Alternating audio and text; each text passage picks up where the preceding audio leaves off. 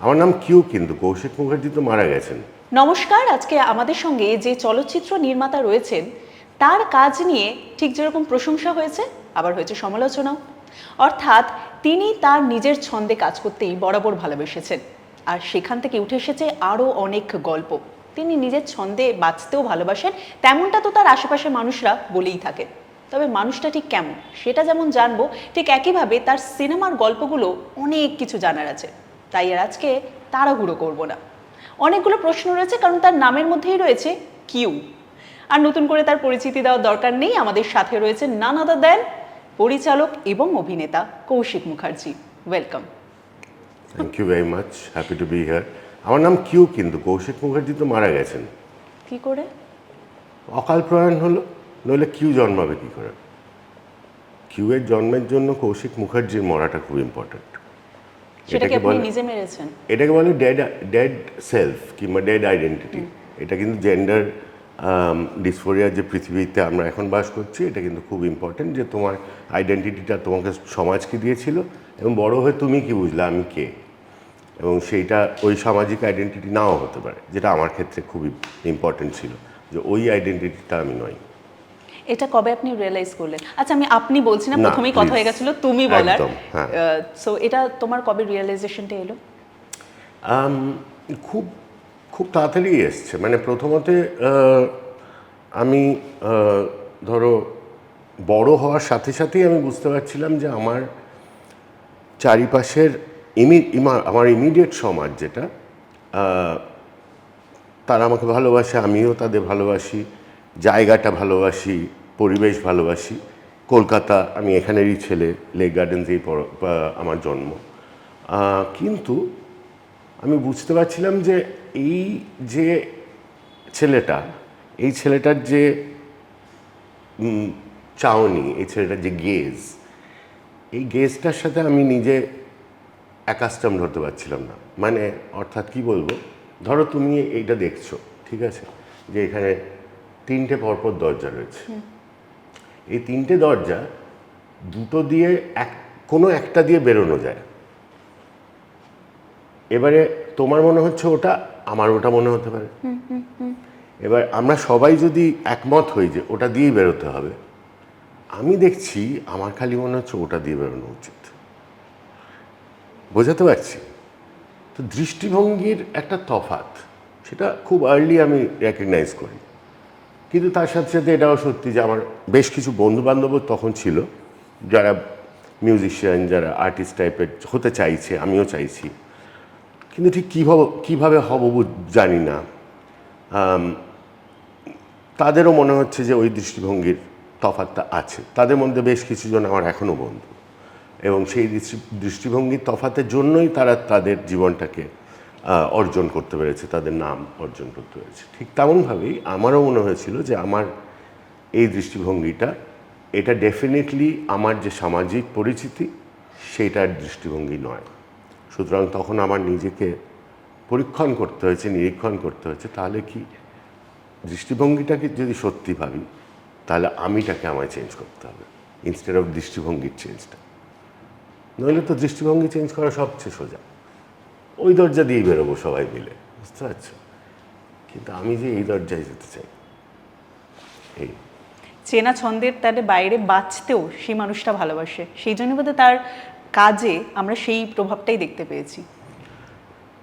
বাজাটা খুব ভালো বলছো। মানে ছন্দে বাজা অর্থাৎ তুমি আমাকে একটা ইনস্ট্রুমেন্ট হিসেবে বলছো। বাঁচতে, আচ্ছা, বাঁচতে, জীবনটা বাঁচতে, চেনা বাঁচতে। ছন্দের মানে বাইরে গিয়ে। আচ্ছা, আমার তো বাজতে ভালো লাগছে। আচ্ছা, মানে বাছাটা তো হয়ে গেছে অলরেডি, তারপরে এটা এবার হলো যে কোন ছন্দে বাজবো। অর্থাৎ আমি যদি একটা ড্রাম কিট হই, তাহলে আমাকে বিভিন্ন ড্রামার বিভিন্নভাবে বাজাতে পারবে।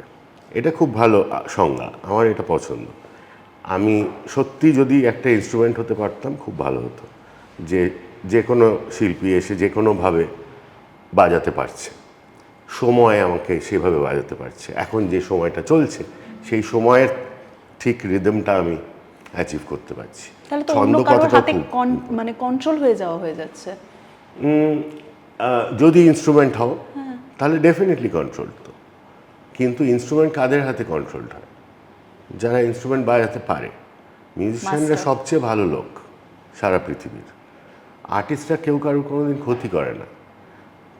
আর্টিস্টদের পুরো বেঁচে থাকার মানেটাই হচ্ছে লোককে আনন্দ দেওয়া, মানুষকে আনন্দ দেওয়া, মানুষকে ভাবানো, মানুষকে বিভিন্ন রকম ইমোশনাল জার্নির মধ্যে দিয়ে নিয়ে যাওয়া, গল্প বলা সবচেয়ে বড় কথা। আর্টিস্ট হচ্ছে কথক, আর্টিস্ট গল্প বলিয়ে। এবারে এই কারণেই হয়তো আর্টিস্টদের এখন আর কোনো ভ্যালু খুব একটা দেখা যায় না, কারণ মানুষের মনে হয় ওটা তো আছেই, বুঝতে পারছো? কিন্তু বলো তো, কালকে থেকে যদি দুম করে পৃথিবীতে কোনো গান না বাজে, তাহলে মানুষ বেঁচে থাকতে পারবে? Not at all. পাগল হয়ে যাবে, সারা পৃথিবী পাগল হয়ে যাবে যদি গান না বাজে। কিন্তু তার কোনো ভ্যালু আমরা ওইভাবে দিই না যে এই মানুষটা কবিতা লেখে কি গান লেখে। এটা আমাদের ক্ষেত্রে খুবই ইম্পর্ট্যান্ট, কারণ বাংলা অনেকটা সময় ধরেই এটা আমাদের সফট পাওয়ার ছিল, কিন্তু এখন আর নেই, বেশ সেটা আমরা বুঝতে পারছি না ঠিক। Artist valued. মানুষকে বিনোদন দেয়, মানুষকে ভাবায়, এই ব্যাপারটা খুব ইম্পর্ট্যান্ট।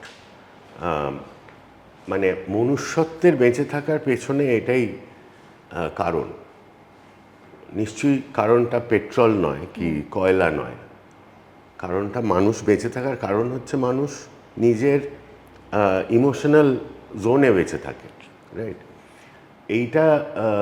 এইটা অনেক আগে অনেক ভ্যালু ছিল, যেমন আমরা জানি যে কথক দের একটা ভ্যালু ছিল চিরকালই, বাংলায় এই নিয়ে প্রচুর গল্প আছে। কিন্তু এখন এইটার একটা ভ্যালুয়েশনের প্রবলেম দাঁড়িয়েছে, যেটা খুব আশঙ্কাজনক। ভাবায়। হ্যাঁ, কারণ ধরো যদি কথকই না থাকে আর গল্প বলিয়েকেই তুমি না ভ্যালু দাও, তাহলে কিছুদিন পরে তো সে আর সেটা করবে না, সে বাস কন্ডাক্টর হবে, সে অন্য কিছু হবে।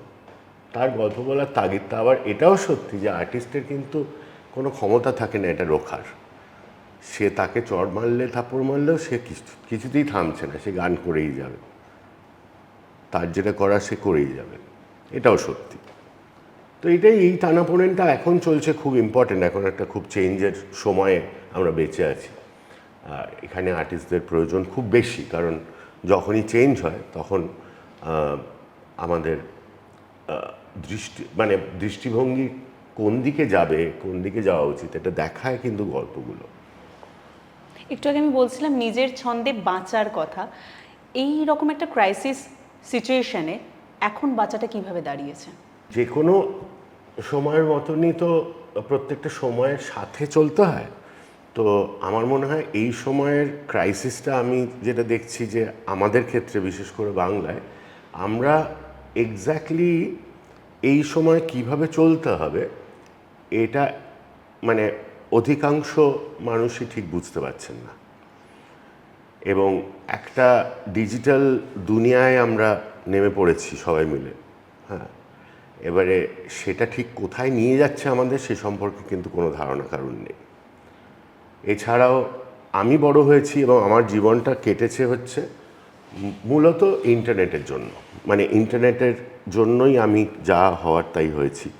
ইন্টারনেট না থাকলে আমি ফিল্ম মেকার হতাম না, আমি কোথাও যেতেও পারতাম না, কিছু শিখতেও পারতাম না। আমার জ্ঞান খুবই সীমিত ছিল, কারণ প্রাতিষ্ঠানিক যে জ্ঞান দেওয়ার মানে যা যা উপায় আছে, স্কুল কলেজ ইত্যাদি, সেগুলো আমাকে কিছুই এই সম্পর্কে শেখায়নি। ধরো আমার চিরকালের অনেক দিন ছোটোবেলার থেকেই আমার ইন্টারেস্ট ছিল যে ব্ল্যাক কালচারের প্রতি এবং ব্ল্যাক মুভমেন্ট, যেটা ধরো 1940s থেকে 1980s অবধি কী হলো, কখন হলো, এবং সেটা কিভাবে ফাইনালি সেটার মধ্যে মিউজিক একটা বিরাট ভূমিকা প্লে করে। সেটা জ্যাজের উত্তরণ থেকে হিপ হপের জার্নি অবধি। এইটা আমার কাছে খুব ক্রুশিয়াল একটা জিনিস, গল্প। কিন্তু আমি দেখছি যে বাংলায় কিন্তু কেউ এটা নিয়ে মানে ইনভলভড না, তারা জানতেও চায় না, ভাবেইনি। হ্যাঁ। তারপরে আমার মনে হলো তাহলে কি আমরা একটু রেসিস্ট? এটা কি আমরা কালো বলে আমরা সাদাদের ইতিহাস কিন্তু সব বাঙালি দারুণ জানে, সাদাদের ইতিহাস। এটা কি কলোনিয়াল একটা চাপ? এটা কি সেই জন্য আমাদের হচ্ছে? তো এইটা আমাকে খুব ভাবায় আর কি, যে এই যে জিনিসগুলো জানার দরকার সেগুলো আমরা জানি না। ওদের যে কালোদের যে বিরাট লড়াই, সেটার সাথে আমাদের একটা মিল আছে বিরাট। আমরাও তো, আমি তো কালো কিংবা বাদামি, মানে কালোর দিকেই যাচ্ছি আর কি। ফর্সা তো নই আমরা, আমরা তো ওই দিকের মানুষ নই। তাই এদিকের মানুষ হলে আমি এদিকের মানুষের ইতিহাসটা দেখবো, এদিকের মানুষের মিউজিকটা জানবো, ওদের কালচারটা জানবো, সারা পৃথিবীতে কী হচ্ছে। তো এইটা জানার একমাত্র উপায় ছিল ইন্টারনেট। 2015-এর ওই সময়টা থেকে ইন্টারনেটটাকে কমপ্লিটলি একটা জমিদারি হিসেবে ট্রিট করা শুরু হলো, এবং তারপরে এখন আমরা যেটা দেখছি সেটা একটা সাংঘাতিক স্টেজে চলে গেছে। এখনও এই ইন্টারভিউটা যে দেখছেন একটা ইউটিউবে কি একটা মেটাতে, এগুলো যে ইন্টারনেটটা আপনি দেখছেন সেটা একেবারেই একটা বদ্ধ পৃথিবী, মোটেই খোলা আকাশ নয় যেটা আমরা পেয়েছিলাম। এই পরিবর্তনটা ঠিক যেটা শুনলাম, সেই ক্ষেত্রে আসার আগে শুনবো, যেহেতু ইন্টারনেটের প্রভাব পরিচালনা বা সেই ক্ষেত্রে পড়েছে, সেটা একটুখানি শুনবো যে সেটার স্টার্টিংটা কিভাবে হলো। স্টার্টিংটা হলো এই করে যে আমি বিজ্ঞাপনে কাজ করতাম, আর আমার একটা ন্যাচারাল টেন্ডেন্সি দেখা গেছিলো ওই সময় যে স্ক্রিপ্ট লিখতে পারি, মানে ভিজুয়ালি স্ক্রিপ্ট লেখার মানে কি, ভিজুয়ালি ভাবা। তো বিজ্ঞাপনের স্ক্রিপ্ট লিখতে পারি, এবং সেখান থেকে দেখা গেল যে টেকনিক্যালি তাহলে ডিরেক্টও করা যায়। তো আমি করতে আরম্ভ করে দিলাম, এবং আমার কোনো সিনেমায় ইন্টারেস্ট ছিল না। এবং অধিকাংশ ক্ষেত্রেই যেটা বিজ্ঞাপনে হয়ে থাকে যে পুরোটাই বিপণনের ব্যাপার, পুরোটাই ব্যবসায়িক জিনিস, আর তোমাকে কিছু একটা বেচতে হবে, এই বেচার খাতিরে তুমি জিনিসপত্র করছো। তার মধ্যে ওই সময়ও একটা শেষের দিকে ছিল একটা আর্টের একটা ছোঁয়া ছিল, একটু ক্রিয়েটিভ আর কি, একটু ভেবে চিন্তে করছে। এখন যেটা জলাঞ্জলি গেছে, একদম আবার ফিরে আসছে একটা অন্যভাবে।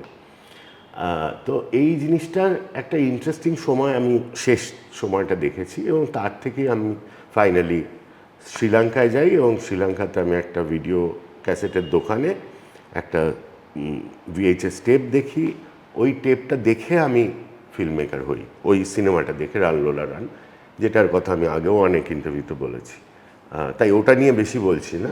মেন জিনিসটা হলো আমি ফিল্ম খুঁজে পেয়েছিলাম মিউজিকের থ্রু দিয়ে।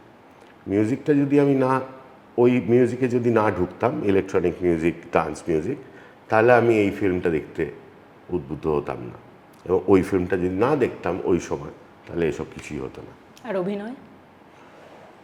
অভিনয়টা খুবই ন্যাচারালি এসছে। মানে আমি যখন এইসব করতে এক্সপেরিমেন্ট করছি সব কলকাতায় 2000 সালে, ওই প্রথম দিকটাতে, ওই সময় আমি SRFTতে অনেক যাতায়াত করতাম। ওখানে যারা স্টুডেন্ট তাদের মনে হতো আমি একটু ইন্টারেস্টিং মানুষ, আর তো কারো মনে হতো না।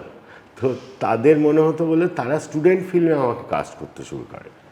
সেখান থেকে আমার অ্যাক্টিং জীবনের শুরু। সমস্ত মাল যারা কিচ্ছু জানে না, তারা যখন করছে, তারা এসে বলতো, এই কি, তুমি একটু পুলিশ হবে, তুমি একটু এর বাবা হবে, তুমি একটু এটা হবে। তো আর যেটা আর কেউ করবে না সেটা আমাকে বলতে করতে। আচ্ছা, হ্যাঁ, সেটাও আছে, আর বলছি না এ ব্যাপারে বিশেষ। তো আমি হ্যাঁও বলতাম, তাই ওইখান থেকেই শুরু হয়েছিল। তারপরে নতুন এই যে তুমি বলছো অভিনয়, কারণ তোমরা হয়তো কিছু দেখেছো আমার জিনিসপত্র, সেটার কারণটা একটা জোক। সেটার কারণ হচ্ছে আমি তো গোয়াতে থাকি। তো গোয়া, এবং আমার বন্ধুরা কারা, তারা এইসব ফিল্ম সিনেই যারা মিউজিক ফিল্মে আছে, তারা বম্বেতে কাজ করে, কারণ কাজ করতে হলে বম্বে ছাড়া গতি নেই। সুতরাং তারা, আর আমি সারাক্ষণ বম্বেকে কিস্তি করছি, এই বলিউডে খুব খারাপ করে দিল সব কিছু। হ্যাঁ, গালি বয়ে এসে আমাদের হিপ হপ সিনটা নষ্ট করে দিল, কেউ বুঝতে পারে না কেন বলছি। এবং তারাও আমাকে কিস্তি করে যে তুই সালা কিছু বুঝিস না, তুই নিজের বাবলে থাকিস, হ্যাঁ, তোর কিছু এসে যায় না, তুই একটা বেড়াল নিয়ে বসে আছিস, হ্যাঁ, উল্টোপাল্টা কথা বলিস খালি। এখানে তো অ্যাকচুয়াল কাজ হচ্ছে, লোকজন পয়সা পাচ্ছে, পুরো জিনিসটা চলছে, তাহলে সবটা খারাপ হতে পারে এরকম? বুঝলাম যে না, একটা তো ঠিক, আমি সত্যি তো বাবলে থাকি, আমি তো অন্য কিচ্ছু করি না, আমি তো এইগুলোই করি। তো তাহলে আমি কি করে বুঝবো যে ও সত্যি কথা বলছে কি না? আমি বুঝলাম যে আমি তো ডিরেক্টর প্রডিউসার হতে পারবো না বম্বেতে, কিন্তু অ্যাক্টিং করা যায়। তাই আমি ওই সময় থেকে ধরে নাও 1.5 থেকে 2 বছর আমি অনেকগুলো প্রজেক্টে অ্যাক্টিং করলাম, জাস্ট দেখার জন্য যে আমি ভুল না ঠিক। কি মনে হলো তারপর? একদম ঠিক ছিলাম আমি, একদম কারেক্ট একদম। কারণ ওখানে যেটা আছে সেটা হচ্ছে পয়সা, দারুণ বিভৎস ভালো সুন্দর, দিনের পয়সা, মানে যেটা দিনেও দিচ্ছে যেটা আমি মাসে পাই না। হ্যাঁ, করলেই করা যায়, মাসে যদি 10-15 দিন করে শুটিং করি, প্রপারলি অডিশন দিই ইত্যাদি, খারাপ হবে, কারণ আমি তো অ্যাক্টিং করতে পারি মোটামুটি। হ্যাঁ, কিছু একটা করে দেবো ঠিক, এবং লোকে দেখে সেটা বুঝতেও পারছে ও একে এইভাবেও কাজ করলে তাহলেও হচ্ছে। আমার সবচেয়ে মানে যেটা লোকের সবচেয়ে পছন্দ হয়েছে সেটা হচ্ছে তেহরানে যে রোলটা আমি করেছি, জন এব্রাহামের ফিল্ম, মানে জন এব্রাহামও ছিল সেই ফিল্মে, সেটা একটা RAW চিফ। ওকে, আমার তো হেভি মজা হয়েছে, কারণ ওটা তো আমার উল্টো। আমার দাদু চেয়েছিলেন, যে দাদু ঠাকুরদা চেয়েছিলেন ছেলে বড় হয়ে IAS হবে, তারপরে যাবে সিভিল সার্ভিসে। তো ওইটা চ্যানেল করলেই আমি ওটা করতে পারছি, ওটা তো খুব চাপ হচ্ছে না। কিন্তু এটাও সত্যি যে ওটা যদি আমি করি তাহলে আর এটা হবে না। ওটার পুরো পয়েন্টটাই হচ্ছে তুমি আর কিছু কিন্তু করবে না, এই তো তোমার দিচ্ছি, তো এই তো তোমার বাস, এই তো তোমার মেকআপ, এই তো তোমার সমস্ত সরঞ্জাম, এই দেখো রেডি টাকা, করে দিচ্ছি। এটা করো, সুন্দর ব্যাপার, সার্ভিস দাও লোকজনকে, হ্যাঁ, নেটওয়ার্ককে সার্ভিস করো। তো আমার মনে হয়নি যে আমি ফিল্মে এই জন্য এসেছিলাম। আমার ফিল্ম করার কারণটা কমপ্লিটলি ডিফারেন্ট ছিল, প্রফেশন কখনোই আমার ছিল না, তো সেটা এখনও নেই। প্রফেশন তাহলে কি সেটাও, এক্স্যাক্টলি। হ্যাঁ, আমি এই যে তুমিও বললে চিত্র পরিচালক, কারণ লোকে সবচেয়ে বেশি চিনতে পারে কুইকলি, চলচ্চিত্র নির্মাতা হিসেবে সবার আগে হ্যাঁ। চেনে, তারপর অভিনেতা, তারপরে হ্যাঁ, অন্য হ্যাঁ। জিনিসপত্র, মিউজিশিয়ান ইত্যাদি। কিন্তু আমার অ্যাকচুয়াল কাজটা হচ্ছে প্রডিউসিং। কারণ আমি যে কাজগুলো করে এসেছি 20 বছর ধরে, সেগুলো কেউ ব্যাক করবে না, এটা আমি জেনেই নেমেছিলাম যে কী সব আলপটকা ভাবনা চিন্তা, থাকো তুমি কলকাতায়, হ্যাঁ, ভারতীয় একটা মাল, নীল রঙের পাসপোর্ট, কেন ভাবছো এসব? তোমার লাল হলুদ গ্রিন পাসপোর্ট হবে, হ্যাঁ, চকচক করবে একদম, যে কোনো দেশে স্যাটাক করে ঢুকেই তুমি ফটাক করে ভেতরে ঢুকে পড়তে পারবে, তবে না, তবে তুমি এসব ভাববে। অ্যাডভান্সড দেশে তোমার জন্ম হওয়া উচিত, কিংবা সেখানে চলে যাওয়া উচিত। সেটাও আমার অনেক বন্ধুও গেছে, আমিও যেতে পারতাম। কিন্তু আমার পয়েন্টটা ছিল না এখান থেকে কি করে করা যায়, এখানেই থাকবো, লেক গার্ডেন্স থেকে করবো। তো ওই তখন রাজও এসব করছিল, মানে আমি যখন এসব করছি তখন রাজও মানে চ্যালেঞ্জ নিবিনা সালা হচ্ছে আর কি, লেপাগ্লু ডান্স হচ্ছে। আমার তো হেভি লাগতো, আমার হেভি মস্তি হয়েছিল যে আচ্ছা আবার একটা নতুন বাংলা পপ হচ্ছে, বুঝতে পারছো? মানে অনেক দিন তো আমরা পাইনি ওটা। ফ্লেভারটা চেঞ্জ হলো। হ্যাঁ, ফ্লেভার চেঞ্জ হলো, নতুন টাইপের হলো, কিন্তু সেই মানে মাটির, মানে রাস্তার গন্ধটা আছে, আর আমার চিরকাল ওটা খুব পছন্দ। এই আর কি। তো আমার প্রফেশনটা এখন এই এক্স্যাক্টলি হচ্ছে অর্গানাইজার, সেটাই আমার অ্যাকচুয়াল প্রফেশন। একটু আগে বলা হলো যে দাদু ঠাকুরদা চেয়েছিলেন, সেই স্বপ্নটা পূরণ হয়নি, এরম ভাবে যদি ধরা যায় তাহলে কিউ আর কার কার স্বপ্ন ভেঙেছে, আর নিজের কটা স্বপ্ন পূরণ করতে পেরেছে আপাতত? এটা খুবই ভালো প্রশ্ন। 1 নম্বর তো সামাজিক স্বপ্নগুলো, মানে বাবা কাকা দাদুরা যারা, মা মাসিরা যে ধরনের স্বপ্ন বাচ্চাদের নিয়ে দেখেন, সেগুলো কখনোই অ্যাডভেঞ্চারাস হয় না। তুমি দেখেছো কোনো দিন যে কোনো পিসেমশাই বলেছে হ্যাঁ তুই না, বাবলু কিন্তু বড় হয়ে এভারেস্টে চড়বে না? অথচ সেই পিসেমশাই কিন্তু তেনজিং নোরগের বই পড়ে বড় হয়েছে, কিন্তু তার মনে হচ্ছে না যে এটা একটা Exciting. Viable option. এবং তুমি যদি 100 বছর আগে চলে যাও, 100 বছর পিছিয়ে যাও, তাহলে দেখবে কলকাতায় কিন্তু যে কোনো লোক যে কোনো সময় যে কোনো রকম জিনিস ভেবে ফেলছে, স্বপ্ন দেখে ফেলছে। ধরো আমি একটা উদাহরণ দিই। ধরো একটা লোক দেখলো যে এরকম বিদেশি সব কিছুই আসছে, স্বদেশি একটা ব্যাপার হচ্ছে, এর মধ্যে আমি কিভাবে জড়িত হব। সে ভাবলো যে আমি একটা দেশলাইয়ের ফ্যাক্টরি খুলব। তো দেখা গেছে যে স্বাধীনতা সংগ্রামের আগে বাংলায় মানে কলকাতা বেসড 3টে বড় দেশলাইয়ের ফ্যাক্টরি হয়। এবারে এটার সঙ্গে সংগ্রামের কি সম্পর্ক আছে তার মধ্যে আমি যাচ্ছি না, সেটা যারা বুঝতে পারবেন তারা জেনে নেবেন।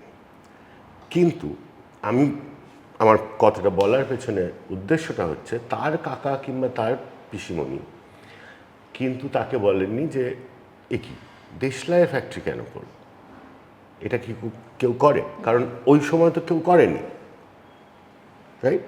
তাহলে তার মাথায় এলো, সে করেও ফেললো, এবং তার সামাজিক একটা পুশ সাপোর্ট সে পেয়েছে। এটার থেকে তুমি ধরো যে কোনো ধরনের নতুন কাজ করার প্রবণতা তখনও 1920s-এও সারা পৃথিবী চেঞ্জ হচ্ছে, ইন্ডাস্ট্রিয়াল রেভলিউশন হচ্ছে, নতুন নতুন জিনিস আছে, নতুন টেকনোলজি আসছে। ঠিক এখন যেটা হচ্ছে সেটা 100 বছর আগেও হয়েছিল। ওই সময় কলকাতার অ্যাডাপ্টেশন স্পিড ওয়াজ অ্যামেজিং। তুমি একটা প্রিন্টিং প্রেস জার্মানিতে কি পোল্যান্ডে বেরোলো, তার 18 মাসের মধ্যে কলকাতায় সেটা প্রিন্টিং প্রেসটা ইউজ হচ্ছে। একজন কেউ নামিয়ে দিয়েছে, সে ধার নিয়ে ওটাকে কিনেছে, জাহাজে করে আনিয়ে বড়বাজারের মোড়ে একটা দোকান নিয়ে শুরু করে দিয়েছে সে। বুঝতে পারছো? এই জিনিসটা আজকের দিনে আমাদেরকে করতে হবে, সেটা আমরা করতে পারছি না। তাই আবার ফিরে আসি তোমার স্বপ্নের প্রশ্নে, যে স্বপ্ন দেখার একটা প্র্যাকটিস লাগে। বুঝতে পেরেছ? স্বপ্ন দেখা, স্বপ্ন তো তো স্বপ্ন জানো তো কী জিনিসটা? যেমন স্বপ্নের তো অনেক সায়েন্টিফিক ব্যাপার আছে, মানে বিভিন্ন রকম নিউরোলজিক্যাল সায়েন্টিস্টরা এটা নিয়ে বহু স্টাডি হয়েছে যে what do dreams mean, how are dreams formed, what are these neurons, how are they affecting your central nervous system when you're sleeping, what is happening, all this shit. এবং সাইকোলজির অনেকটাই dream dependent, right? তো আমরা যে স্বপ্ন বলছি, তুমি যখন আমাকে প্রশ্নটা করছো যে দাদুর স্বপ্ন কিন্তু অ্যাকচুয়াল স্বপ্ন না। স্বপ্ন মানে তো উদ্ভট মাল, স্বপ্ন মানে রিয়েলিস্টিক নয়। দাদুর স্বপ্ন যেটা, সেটা রিয়েলিস্টিক, যে নাতি আইএস অফিসার হবে। পরিষ্কার, এটা একটা পাথ আছে, ইচ্ছা বলা যেতে পারে। হ্যাঁ, এটা স্বপ্ন নয়, এটা দিক নির্ণয়। হ্যাঁ, স্বপ্ন হচ্ছে অ্যাডভেঞ্চারের হবে, আফ্রিকায় যাবে, হ্যাঁ, সিংহের সাথে খেলা করবে, কি অবাস্তব কিছু একটা হবে, চাঁদে ক্রিকেট খেলবে, সাম শিট আর কি। হ্যাঁ, তো সকালে উঠে নাতিকে হয়তো বিস্কুট খেতে খেতে বলছে, দাদু ভাই কালকে দেখলাম, মানে রাত্রে দেখলাম স্বপ্ন, তুমি চাঁদে ক্রিকেট খেলছো, গ্র্যাভিটি কিছু করতেই পারছে না, তোমার বল একদম ঠিক সময় জায়গা মতো পড়ছে। বুঝতে পারছো? তখন তুমি বলতে পারো যে হ্যাঁ, দাদুর স্বপ্ন। আদারওয়াইজ দাদু ঘুম থেকে উঠে চান ফান করে নিয়ে পটি করে নিয়ে যখন অফিস যাওয়ার পথে বলছে যে দাদু ভাই আইএএস অফিসার হতে হবে, সেটা স্বপ্ন না, সেটা সমাজে ঠিক করে দেওয়া যে এটাই তুমি করবে। একটা বাচ্চাকে বলে দেওয়া যে তোমার এই ডিরেকশন, এর থেকে যেন তোমার কোনো রকম এদিক ওদিক না হয়। এবার সেকেন্ড লেয়ার অফ প্রশ্ন, যে আমার কিউয়ের স্বপ্ন কি? কিউই তো স্বপ্ন, সুতরাং কিউয়ের তো কোনো স্বপ্ন, আমি স্বপ্ন দেখি না বিশেষ। কারণ বেসিক স্বপ্নটা ছিল যে ও ফাক, এরকম একটা হয় উদ্ভট স্বপ্ন। তোমার নাম ঠিকানা ফেলে দিয়ে মা বাবাকে পরিত্যাগ, মানে তোমার সামাজিক অবস্থানকে পরিত্যাগ করে তুমি এমন একটা জিনিস করার চেষ্টা করবে যেটা সবাই তোমার গায়ে তুতে দেবে।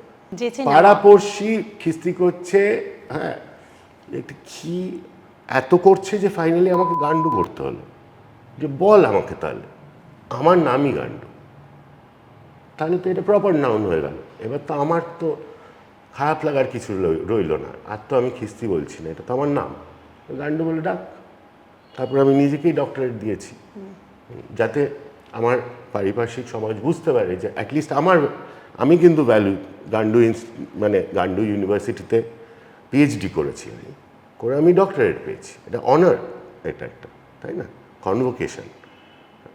তো এবারে তাহলে কারণ আমি দেখেছি যে বাঙালি এইখানে সমাজ ডাক্তার বুদ্ধিকে একটুখানি হলেও সম্ভ্রম করে আর কি। আমিও ভাবলাম আগে একটু টুকটাক ডাক্তার কিন্তু লোকজন লাগিয়েছে এর আগে, আমি জানি তো, লোকজনও জানে না। তো এই হচ্ছে স্বপ্নের, ছোট করে আর কি স্বপ্নের কথা বলা। বেশ, এই যে স্বপ্নের কথা শুনতে শুনতে আমি বলেছিলাম আর কার কার স্বপ্ন ভেঙেছেন কিউ, সেটা খুব জানতে ইচ্ছে ছিল। আর সবারই যখনই কোনো জিনিস হবে তখন তার পরিপ্রেক্ষিতে লোকজনের স্বপ্ন থাকবে। ধরো একটা জিনিস ভালো হলো তোমার, তুমি করলে একটা ভালো, আমার স্বপ্ন হলো তোমার জন্য খারাপ। হ্যাঁ, কিংবা তুমি একটা জিনিস ভালো করলে, আমি ভাবলাম যে তোমাকে আরেকটু পয়সা দিই, তুমি আরেকটা এরকমই করো, তাহলে আরও ভালো হবে। এইটা ফর্মুলাইক চিন্তাধারা, এবং আমি সারাক্ষণই এটার এগেনস্টে কাজ করেছি। যখনই কিছু হিট করেছে, যখনই কিছু ভালো হয়েছে, তারপরে আর গান্ডু 2 হয়নি, তারপরে আর ওই দিকে ফেরা হয়নি, অন্য জিনিস করা হয়েছে। যেমন গান্ডুর পরেই তাসের দেশ, তাসের দেশের পরে লুডোর পরে নবারুণের পরে ব্রাহ্মণ নামনের পরে গার্বেজ, কমপ্লিটলি অন্য দিকের গল্প আর কি, অন্য খেলা। কিন্তু সেগুলো কোনোটাই কিন্তু আউটসাইড অফ দ্য স্পেকট্রাম নয়, we are in a spectrum. আমার একটা বক্তব্য আছে, এই বক্তব্যই একটাই জিনিস চলছে। তুমি যদি আমার সিনেমায় ফিরে যাও, দেখবে যে প্রত্যেকটা সিনেমাই লুজার নিয়ে। আমার প্রোটাগনিস্ট লুজার, সে কিছু হচ্ছে না তার জীবনে, সেটা নিয়েই গল্প বিভিন্নভাবে। ইদার তাকে রাক্ষসে খেয়ে ফেলছে, কিংবা সে ক্যান্সারে মরে যাচ্ছে, কিংবা সে হিরো হয়ে উঠতে পারছে না, সে না, হিরো হওয়ার তার কোনো নেই। চান্সই নেই, তাকেই আমি হিরো করছি সারাক্ষণ। আচ্ছা, এইবার একটু আগে যেটা নিয়ে কথা হচ্ছিল যে প্রত্যেকটা সিনেমাতে কমেডির ছোঁয়া পেয়েছি, শুধুমাত্র একটি সিনেমা রয়েছে যেটা এদের থেকে আলাদা, যার মধ্যে ট্র্যাজেডির আমরা দেখতে পেয়েছি, ট্র্যাজেডি পেয়েছি। গার্বেজ নিয়ে কথা হচ্ছিল, সেটা কিভাবে আলাদা হলো?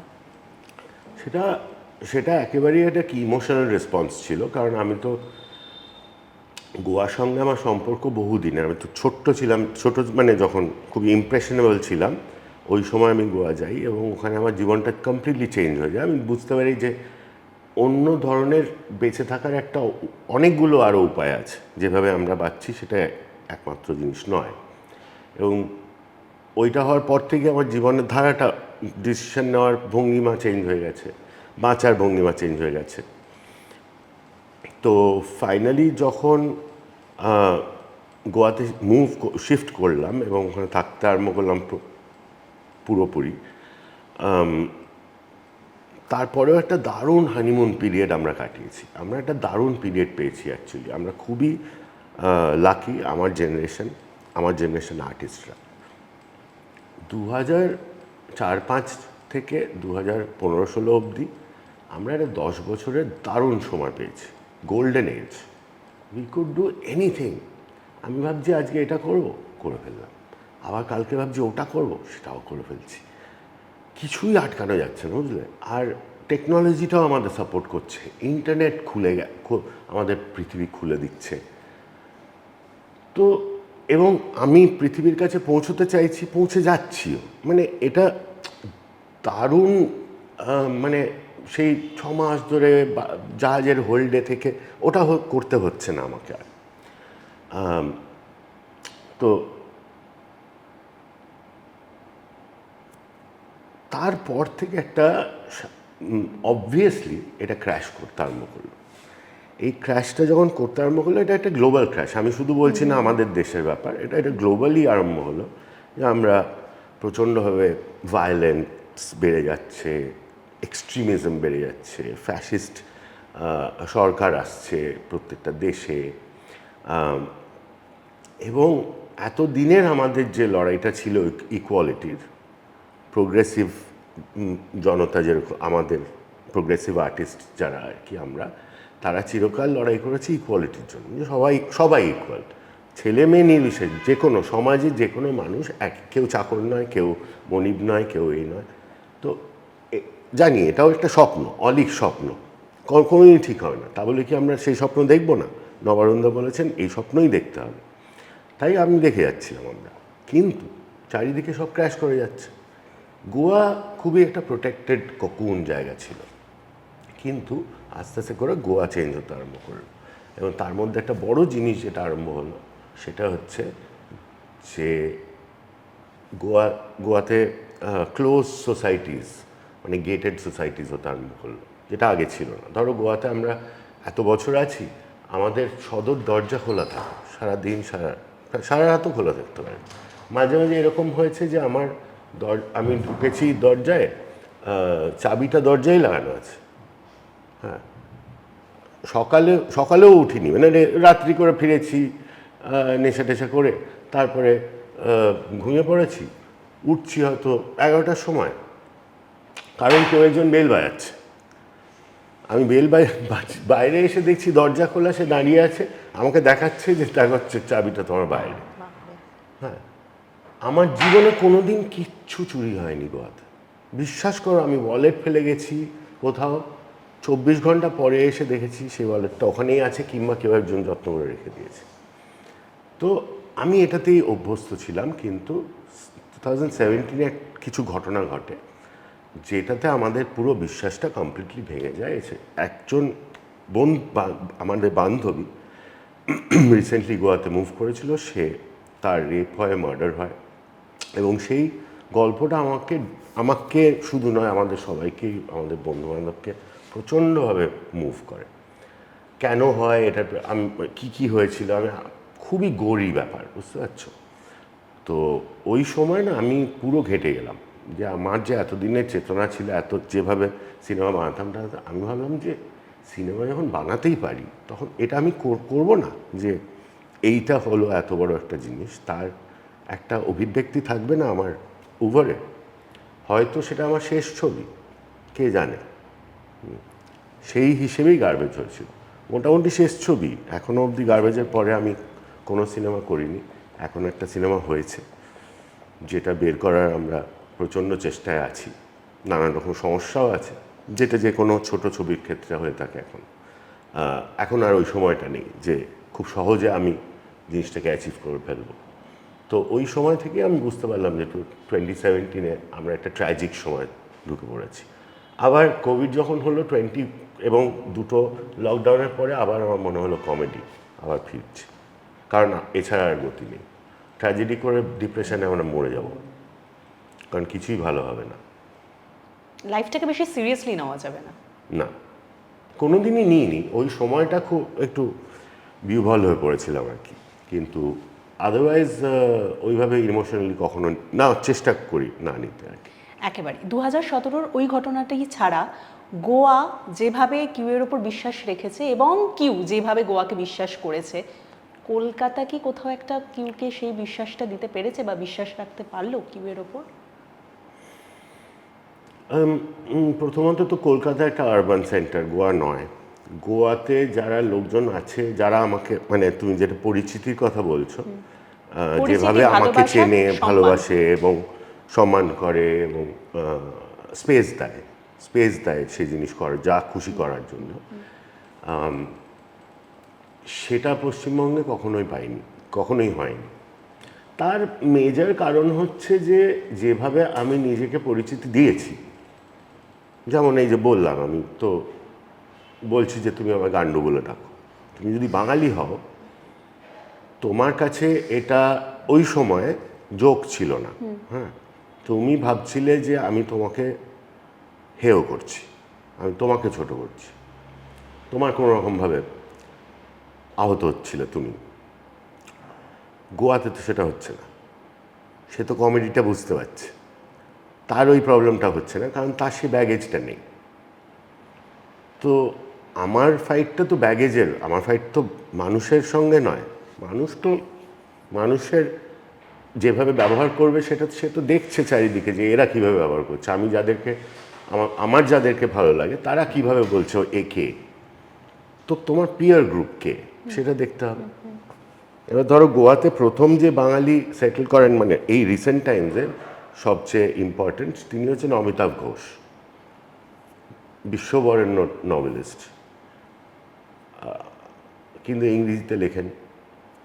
তাকেও কেউ খুব একটা বাঙালি তাকে বাঙালি ভাবে না। ঠিক সেরকমভাবেই আমি বাংলায় সিনেমা করা সত্ত্বেও আমি বাঙালি ফিল্ম মেকার হয়ে উঠতে পারিনি। সেটা হয়তো আমারই গাফিলতি। কেন? আমি হয়তো ঠিক সেই বাঙালি হয়ে উঠতে পারছি না যে বাঙালির দরকার, যেটা আমাকে ঋতুপর্ণ ঘোষ বলেছিলেন একবার। উনি দেখা করে বলেছিলেন আমাকে যে তুই করছিস না কেন।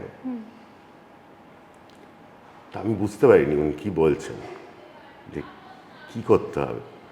তারপর উনি বুঝিয়ে দিলেন এই করতে হবে।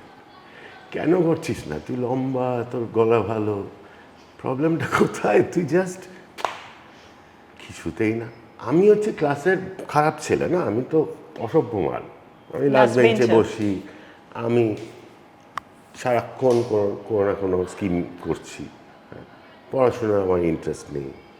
অথচ টিচাররা যে খুব খারাপ বাসে তা না, হ্যাঁ, ভালো বলতে পারছে না কিন্তু ভালোবাসছে, এটাও একটা সুন্দর ব্যাপার ছিল। আমার সাথে সব টিচারদেরই খুব সুন্দর, একজন ছাড়া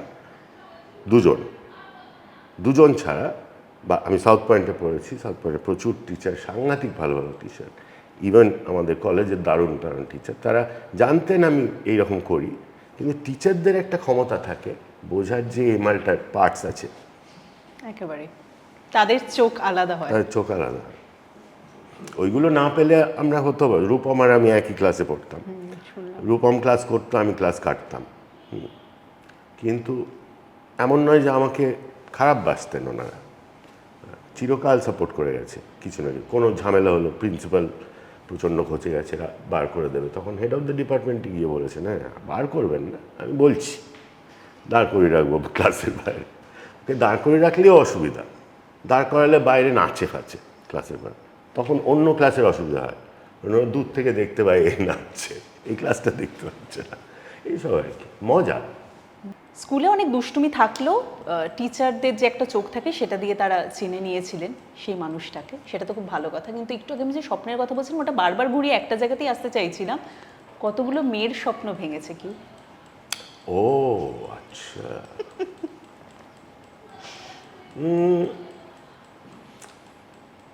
স্কুলে কতজন প্রেমে পড়েছে? ভাঙবো কেন? ও আচ্ছা, হ্যাঁ, আমার ধারণা যে আমার কাজটা হয়েছিল যে স্বপ্ন চরিতার্থ করা, কিংবা স্বপ্নকে, ধরো তোমার একটা স্বপ্ন আছে, এবার এই স্বপ্নটা তো সোশ্যাল যা যা তুমি দেখেছো সেই নিয়ে বানানো। এবারে ধরো তোমার স্বপ্নে আমি ঢুকে পড়েছি, এবারে আমি ফিচার করছি সেখানে, আমার কাজ কি হবে? তোমার স্বপ্নটাকে পরিপূরণ করা না, আমার কাজ হবে তোমাকে আরেকটু অন্য স্বপ্ন দেখিয়ে দেওয়া, তুমি কি এটা দেখেছো, তুমি কি ওটা দেখেছো। তাতে অধিকাংশ সময় আমার ধারণা কিংবা আমার আশা যে আমার যারা যারা শুভাকাঙ্ক্ষী ছিলেন তাদের ভালোই হয়েছে, অর্থাৎ তাদের কিছু মানে ডেফিনেটলি সেই সময়টা ইন্টারেস্টিং হয়েছে, রাদার দ্যান বোরিং অ্যান্ড ডাল। এবং এই রোম্যান্স ব্যাপারটা এবং এই পুরো প্রেম কাম জীবন, হাসতেই পারো, প্রেম কাম জীবনের সিনটা আমার এত কমপ্লিকেটেড এবং এত মানে ইন্টারেস্টিং যে ফাইনালি আমি যখন ফিল্ম মেকার হলাম তখন বুঝলাম যে এটা নিয়েই প্রথমে সিনেমা করতে হবে। এবং সেটা দিয়ে আমার হাতে করি লাভ ইন ইন্ডিয়া বললাম একটা সিনেমা বানাই 5 বছর ধরে, সেটা আমার ফিল্ম স্কুল ছিল। এবং তার প্রেম মানে কি, কেন হচ্ছে, এত প্রেম পাচ্ছে কেন, আর কামে প্রেমে কি তফাৎ আমি কেন বুঝতে পারছি না, ইত্যাদি। তো চিরকালই আমার এটাতে বিরাট ইন্টারেস্ট। এবং আমার মনে হয় না, হ্যাঁ কিছু কিছু মানুষের হয়তো মনে হবে স্বপ্ন ভাঙা হয়েছে তাদের, কিন্তু আমি কোনোদিনই মনোগ্যামের স্বপ্নে বিশ্বাসী ছিলাম না। অনেকটা গল্প হতে হতে যে জায়গাটার দিকে আসছি, যে খুব ইন্টারেস্টিং লাগলো যে প্রত্যেকটা সিনেমা তৈরির জন্য প্রত্যেকটা আলাদা আলাদা গল্প ছিল, যেটা শুনলাম গার্বেজের ক্ষেত্রে, গান্ডুর ক্ষেত্রে, লাভ ইন ইন্ডিয়ার ক্ষেত্রে। বাকি যে সিনেমাগুলো ছিল সেগুলো যদি একটুখানি শুনি, তাসের দেশ রয়েছে, এবং বাকি বাকি একটুখানি যদি শুনি যে প্রত্যেকটা সিনেমাতে একটা আলাদা করে ব্যাকগ্রাউন্ড ছিল, তাই জন্য সেই সিনেমাটা তৈরি হয়, একটুখানি যদি সেই গল্পটা শুনি। তাসের দেশ তো because it was a reaction to Gandu, এক নম্বর। 2 নম্বর হচ্ছে তাসের দেশ আমার উপর একটা বিরাট বোঝা ছিল, কারণ বাঙালি ফিল্ম মেকার, বাঙালি আর্টিস্ট হতে গেলে রবীন্দ্রনাথকে নিয়ে একটা কিছু করতে হবে, প্রথমেই করে দেওয়া ভালো সেট করে। থার্ড জিনিস যেটা আমি তখনও বলেছি, এখনও বলছি, সেটা হচ্ছে যে এই যে ডিজিটাল দুনিয়া যে আসছে, তাসের দেশ বেরিয়েছে 2013-এ, এবং ডিজিটাল সিনেমা ছিল, ডিজিটালি রিলিজ হয়েছিল এখানে। আমার সিনেমা ছিল 2009-তে, সেটা তৈরি করার পেছনে কারণ ছিল যে ডিজিটাল ট্রান্সমিশন তখন জাস্ট এসছে, ইউএফও বসিয়েছে 3টে হলে, হ্যাঁ, কেউ করছে না ওটা। তা আমি বললাম যে আমি যদি একটা ফিল্ম শ্যুট করে একটা ফাইল পাঠিয়ে দিই চেন্নাইতে, তোমরা ওটা আপলোড করে দিতে পারবে? বললাম হ্যাঁ পারবো। তা আমরা একটা ফিল্মই করেছিলাম শুধু এটা করার জন্য, যেটা হয় কি না, হলো। তো সেরকমই তাসের দেশের মোটিভটা ছিল যে এই যে পুরো চেঞ্জ হয়ে যাচ্ছে, এটার জন্য কি আমরা রেডি? সেটা কি অবভিয়াসলি আমরা তো কোনোদিন কোনো জিনিসের জন্য রেডি ছিলাম আগের থেকে। আমরা বিশ্বাস করি না বাংলাতে যে রেডি ফেডি হতে হবে আগে। লুডো ছিল যে আমার প্রচণ্ড ইচ্ছে যে আমার বাবার সাথে আমার দেখা করতে হবে, হবেই। বাবা হচ্ছেন বিরাট জাপানি ফিল্ম মেকার, তাকাশি মিকে। তো ওনাকে তো এমনি পাওয়াটাও যায় না। এই কিছু কিছু ফেস্টিভ্যালে উনি যান, যেগুলো খুবই সাংঘাতিক ফেস্টিভ্যাল। তার মানে আমাকেও সেই ফেস্টিভ্যালে যেতে হবে, সেই জন্য একটা ফিল্ম বানাতে হবে যাতে সেই ফেস্টিভ্যালটাতে যাওয়া যায় এবং বাবার সাথে দেখা করা যায়। নবারুণ, এক সুরজিৎ দা বলছেন যে আরে মানে নবারুণদার শরীর টরীর খুব খারাপ, কী যে হবে। বললাম যে আচ্ছা, এই যে এতদিন ধরে উনি আছেন গল্ফগ্রিনে, কেউ কি কোনো ফিল্ম বানিয়েছে? তো সুরজিৎ বলল আমার তো জানা নেই। তো আমরা তখন ফোন করতে আরম্ভ করি লোকজনকে যে এত এত ডকুমেন্টারি ফিল্ম মেকার আছে কলকাতায়, নবারুণদার ওপরে কেউ কিছু বানিয়েছে? না। তখন তাহলে কেউ যদি নাই বানিয়ে থাকে তাহলে আমাকেই করতে হবে। তো আমরা গল্ফগ্রিনে চলে গেলাম, গিয়ে জিজ্ঞাসা করলাম যে কি ওনার উনি বললেন যে তোদের দেখে তো খুব ঘোরেল মাল মনে হচ্ছে। হ্যাঁ, তো তারপরে গান্ডু দেখতে দেওয়া হলো, উনি দেখে টেকে বললেন যে না ঠিক আছে, বুঝতে পেরেছি, যা বলেছি সেটাই ঠিক, একদম ঘোরেল এবং কাল থেকে শুরু করে দে। তো উনি একদম ফুল পারমিশন দিয়ে দিলেন, যেখানে খুশি ঢুকে পড়ো, খাটের তলায়, বাথরুমে, কোনো প্রবলেম নেই। এই আর কি। এর পরের গার্বেজটা তো বললামই, এর পরেরগুলো আরও চেঞ্জ হতে আরম্ভ করেছে। এখন যে চেঞ্জটা বিরাটভাবে হচ্ছে 21 সাল থেকে, আমি রমি তো আমার সাথে তখন থেকেই কাজ করছে, ওই সময় আমরা অলরেডি ভার্টিক্যালস শ্যুট করতে আরম্ভ করে দিয়েছি, সিনেম্যাটিক ভার্টিক্যাল কী করে করবো ভাবছি, বহু এক্সপেরিমেন্ট করছি, কারণ নতুন সময় আসছে, নতুন জিনিস হবে। সেখানেও কি ইন্টারনেট প্রভাবিত করেছে না নিজেদের আগে থেকে? ইন্টারনেট ছাড়া আর কি আছে? সাধারণ মানুষের কাছে এই সময় ইন্টারনেট মানে হচ্ছে ফেসবুক, গুগল, কিন্তু যারা অরিজিনাল ইন্টারনেটের মাল যেমন আমি, তাদের কাছে তো সেটা নয়। আমাদের কাছে আরও অনেক সংস্থান আছে ইন্টারনেটে, যেখানে আমরা অন্যভাবে খবর পেতে পারি, অন্যভাবে আমাদের নিজের জীবনকে এনরিচ করতে পারি, mainly through information. It is about information. তুমি কতটা জানছো, সেটার সত্যিকার কি, সেটা কেউ চেক করে দেখেছে কিনা, আর তোমার কি ইন্টারেস্ট সারা পৃথিবীতে হচ্ছে, সেই জিনিসটা কি হচ্ছে, সেইটা জানার একমাত্র উপায় তো ইন্টারনেট। তারপরে কি আগুন জ্বালানোর জন্য দেশলাই?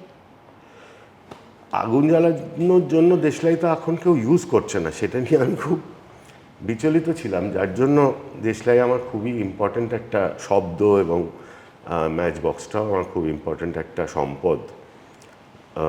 নবারুণদা বহু জায়গায় বিভিন্নভাবে দেশলাইয়ের কথা বলেছেন।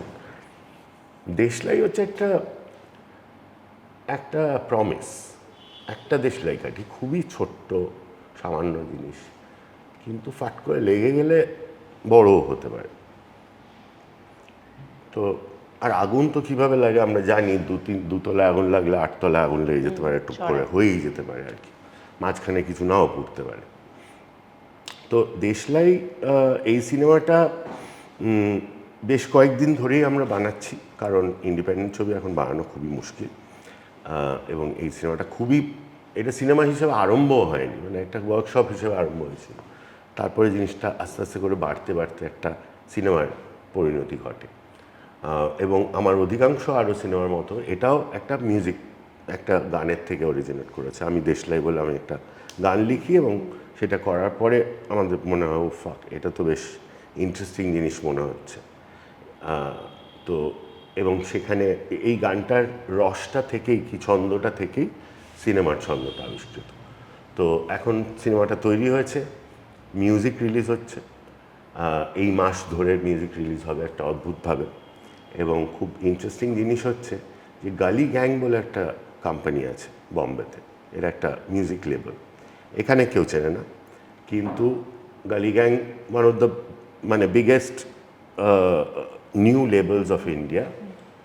এটা একটা হিপ হপ লেবেল ছিল, এখন ওরা মাল্টি জনার পাবলিশ করে। ওরা আমাদের ওএসটিটা করছে, নট দ্য রেগুলার ওয়ান্স। তো ফাইনালি আমি একজন ডিস্ট্রিবিউটর পেয়েছি যে আর কি আমাদের ধাঁচটা বুঝতে পারবে, এবং নতুন জিনিস করছে ওরা, অনেক কিছু ওরা ভোজপুরি করছে, ওরা মালয়ালম করছে, এই প্রথম বাংলা করবে। তো আমি খুবই এক্সাইটেড এটার জন্য, মিউজিক রিলিজগুলোর জন্য, এবং ফাইনালি আমাদের আশা করছি মাসের শেষে সিনেমাটা রিলিজ করবে। ওকে, হিন্দি সিনেমার যে ধারাটা কিউয়ের হাত থেকে আমরা পেয়েছি, কিউয়ের হাত ধরে পেয়েছি, সেইটা পরবর্তী সময় অনেকটা গ্যাপ, সেটা আমরা শুনলামও আর কি। কিন্তু এখন মানুষ বোঝে গল্পগুলো, তখন যে মানুষগুলো হয়তো বুঝতো না, তাদের চিন্তাধারা যেরকম ছিল, এখন তো চিন্তাধারা অনেকটা বদলেছে, এখন মানুষ বোঝে। কেউ কি সেটা নিয়ে ভাবছে? হ্যাঁ, সেই জন্যই তো এটা করা এতদিন পরে, এবং থিয়েটারে যাওয়া। ধরো এই যে আমি বললাম 20 যখন করেছিলাম তখন আমরা থিয়েট্রিক্যাল করেছিলাম ডিজিটালি, কিন্তু 2010 থেকে আমি বলে আসছি যে ডিজিটাল অন্যভাবে লোকে দেখবে। তখন আমাকে লোকজন হাসতো, খিস্তি দিত। তারপরে আমাদের সিনেমা নিয়েই নেটফ্লিক্স লঞ্চ করেছে, গান্ডুও সবাই ফ্রিতে ইন্টারনেটেই দেখেছে, হ্যাঁ, কোটি কোটি মানুষ। তো এবং তুমি যেটা বলছো সেটা সত্যি, যখন ওই সময়টা ছিল যারা তখন ইঞ্জিনিয়ারিং কলেজে পড়তো, তারা এখন বড় হয়ে গেছে, তাদের জীবনটা তো ওইভাবে নেই আর, তারা তো টেন্টেড, তাদের তো তারা সবাই কলঙ্কিত, ওগুলো দেখে ফেলেছে, তাদের তো মাথা ব্যথা একটুখানি তো হলেও গন্ডগোল হয়েছে। তো সেটারই ধারা এখন, হ্যাঁ, তো সেটারই ধারা এখন আমরা দেখতে পাবো। বিশেষ করে যারা নতুন প্রজন্ম, তাদের একটা বড় আমি একটা সম্ভাবনা দেখতে পাই যে তাদের ওই ব্যাগেজটা নেই যেটা আগের জেনারেশনটা ছিল, ডেফিনেটলি নেই। তারা আর এইসব ফালতু জিনিস সিরিয়াসলি নেয় না, যেটা 100 বছর ধরে চলছে সেটাই করতে। তো আমিও বলছি 100 বছর ধরে এটাও চলছে, তো 100 বছর আগে এটাও ছিল, কলকাতাতেই ছিল, কিন্তু তুমি ওটা দেখতে পাচ্ছ না। আমি যে ধারাটার কথা বলছি, যেমন সং, হ্যাঁ, কিংবা পক্ষী, তুমি পক্ষীদের কথা জানো? 100 বছর আগে 1915 থেকে 25-এর মধ্যে প্রচুর গল্পের মধ্যে এদের ইয়ে আছে। কি যেন, রূপচাঁদ পক্ষী না? রূপচাঁদ পক্ষী হচ্ছে সবচেয়ে ফেমাস এদের মধ্যে। পক্ষী বলে একটা গ্রুপ ছিল, ব্যান্ড বলতে পারো, একদম ব্যান্ড ছিল ওরা, হ্যাঁ, হিপ হপ ক্রু টাইপের। হ্যাঁ, তো ওরা কি করতো, কলকাতার বাইরে থাকতো, সুরজিৎদা বলতে পারবেন এক্স্যাক্টলি কোথায় থাকতেন ওরা। থাকতেন একটা গ্রুপের, ওরা একটা গ্রুপ ছিল, ওরা একসাথে এসে গাঁজা খেত এবং নিজেদেরকে ওরা পক্ষী বলতো। এবং এত ফেমাস ছিল যে বাবুরা যখন জলসা করতো তখন ওদের ডেকে পাঠাতো, ওরা জুড়ি গাড়ি করে আসতো, এসে খেয়ে ফেয়ে ওরা জাস্ট ওদের মতো করে একটা ঘরে থাকতো, আর লোকে এসে দেখতো ওটা যে ওরা কী করছে। তার মানে কি হলো, ইনস্টলেশন, পারফরমেটিভ আর্টস হচ্ছে, যেটা বার্লিনে এখন আমরা দেখি, হ্যাঁ, প্রাগে দেখি, লন্ডনে দেখি, টেটের সামনে করে মারিনা ইব্রাহিমোভিচ। কিন্তু এটা কলকাতায় হতো। গাড়িটাও ওরকম পাখি শেপে ছিল, ওদের একটা নিজস্ব গাড়ি, সেটা যখন যেত সবাই জানতো যে ওটা যাচ্ছে, পক্ষীরা যাচ্ছে। হ্যাঁ, এক একটা হতো যে ওরা কিছুই বলবে না, জাস্ট বসে আছে হাঁড়ি মুখ করে। আচ্ছা, কেন? কারণ ওরা প্রত্যেকজন একটা করে ইঁট নিয়ে আসতো, আর ইঁটগুলো ওরা রাখতো, তার উপরে বসতো, কারণ পাখি। এবার যখন বসতো তখন এক একজন এক একটা পাখি, সে নিজেকে চিহ্নিত করে। ধরো তুমি টিয়া, আমি কোকিল, এবার আমরা ওইভাবেই বিহেভ করব। তুমি ট্যাঁ করবে, আমি কি করব, ঠিক আছে? ওইভাবেই আমাদের কথা বলতে হবে, চালন বলন ইত্যাদি, এবং আমাদের ছিলিম খেয়ে যেতে হবে সারাক্ষণ। ছিলিম থামলে চলবে না আর কি। এই ছিল আমাদের সিন। ওই সময় আমরা দেখছি একটা রিক্সাওয়ালা আর একটা পুলিশ একসাথে ছিলিম খাচ্ছে। কারণ 1985-এ এসে ফাইনালি গাঁজা ব্যান, মানে ততদিন অবধি আমাদের দেশে মদ ছিল না, লোকের বাড়িতে বাড়িতে গাছ ছিল, এবং এটা একেবারেই একটা প্রচলন ছিল। যেমন লোকে আজকে সিগারেট খায়, একদম তেমনি তখন ছিলিম খেত। তখন সিগারেট ছিল না, সিগারেট বাবুরা খেত। বাবু মানে একদম যে ইংরেজ হওয়ার চেষ্টায় আছে, যে সে সিগারেট খেত আর কি। তারপর চুরুট কিংবা পাইপ খেত যারা, তারা ইংরেজ হওয়ার চেষ্টায় ছিল। তো এই আর কি। তো পক্ষীরা এই ধরনের মাল তখনও ছিল, এখনও আমরা আছি আর কি। ওই ট্র্যাডিশনটাকেই আমরা ধরে রেখেছি। যেমন রবীন্দ্রনাথের ট্র্যাডিশন কেউ কেউ ধরে রেখেছে, আমরা হাঙ্গরির ট্র্যাডিশন ধরে রাখছি, আমরা কল্লোলের ট্র্যাডিশন ধরে রাখছি, আমরা পক্ষীর ট্র্যাডিশন ধরে রাখছি। আমরা ওই পথের যাত্রী, এমন নয় যে এটা হয়নি আগে। ঠিক, মানে যেরকমটা শোনা গিয়েছিল যে যখন করোনা এলো মহামারীর সময়, শোনা গেছিল যে 100 বছর পর পর সেটা রিপিট হয় মহামারী। ঠিক কথা বলতে বলতে এটা বুঝলাম যে 100 বছর পর পর কিন্তু একদম সব কিছু পাল্টেও যায়। যেমন এখন ওয়ার্ল্ড ওয়ার দেখছি আমরা, মানে এখন তো আর ওয়ার্ল্ড ওয়ার হবে না, ভেঙে ভেঙে যুদ্ধ হচ্ছে, ইকোনমিক ক্র্যাশ হচ্ছে, একই জিনিস হয়েছে তখন। Followed by a great depression, যেটা আসতে চলেছে আমাদের সামনে, followed by a great change, hopefully for the better.